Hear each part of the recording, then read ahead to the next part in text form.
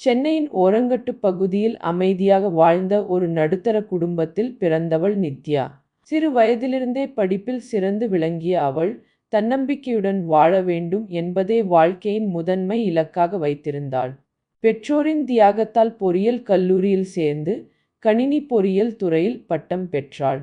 மென்பொருள் பொறியாளராக ஒரு நல்ல நிறுவனத்தில் பணியில் சேர்ந்தபோது, தனது உழைப்பும் அறிவும் வாழ்க்கையை உயர்த்தும் என்ற நம்பிக்கை அவளுக்கு வேரூன்றியது. திருமணத்திற்கு பிறகு வாழ்க்கை வேறு பாதையில் சென்றது. குடும்ப பொறுப்புகள் அதிகரித்தன.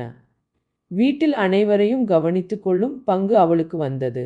ஆரம்பத்தில் அவள் அதை மனமுவந்து செய்தாலும், உள்ளுக்குள் தன்னுடைய தனிப்பட்ட கனவுகள் மெதுவாக மங்கிக் கொண்டே போவதை உணர்ந்தாள். காலப்போக்கில், நான் யார், எனது கல்வி, என்னுடைய திறமை, என் உழைப்பு, இவை எல்லாம் எதற்காக என்ற கேள்விகள் அவளின் உள்ளத்தில் எழத் தொடங்கின. அந்த எண்ணமே அவளை ஒரு சிறிய தொழில் தொடங்க தூண்டியது. வீட்டிலிருந்தபடியே செய்யக்கூடிய ஒரு ஆன்லைன் சேவையை ஆரம்பிக்க முடிவு செய்தாள்.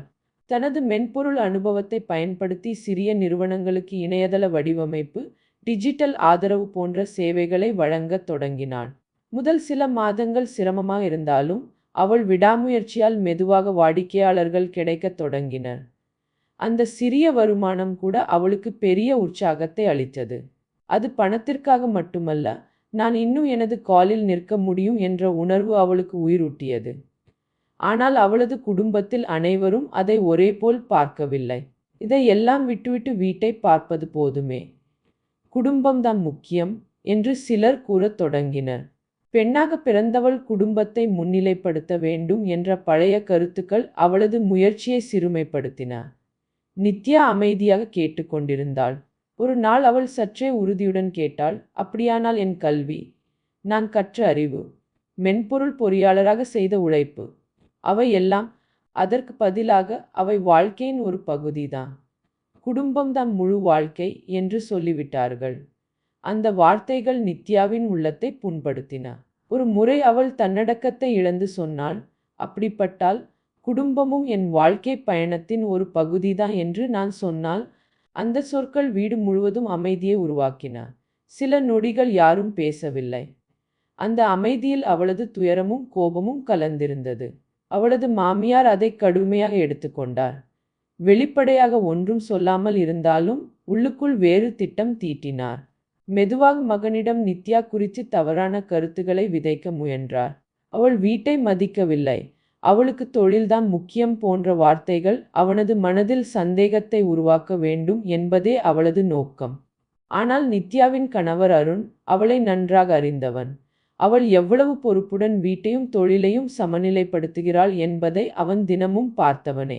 ஒரு நாள் அம்மா கூறிய குற்றச்சாட்டுகளுக்கு அமைதியாக பதிலளித்தான். அம்மா, நித்யா நல்லவள், அவள் வீட்டை மதிக்காதவள் இல்லை.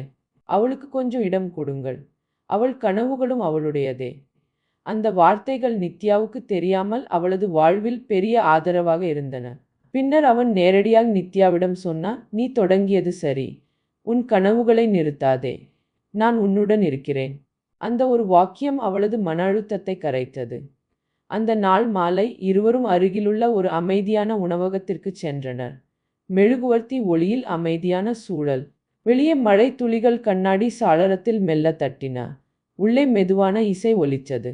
அந்த ஒளியில் அருணின் முகத்தில் தெரிந்த நம்பிக்கையும் அன்பும் நித்யாவுக்கு புதிய சக்தியை அளித்தது. நான் தனியாக இல்லை என்ற உணர்வு அவளது உள்ளத்தை நிரப்பியது. அவர்கள் இருவரும் அமைதியாக உணவு உண்டார்கள். வார்த்தைகள் குறைவாக இருந்தாலும் அந்த அமைதி நிறைந்த உரையாடலாக இருந்தது.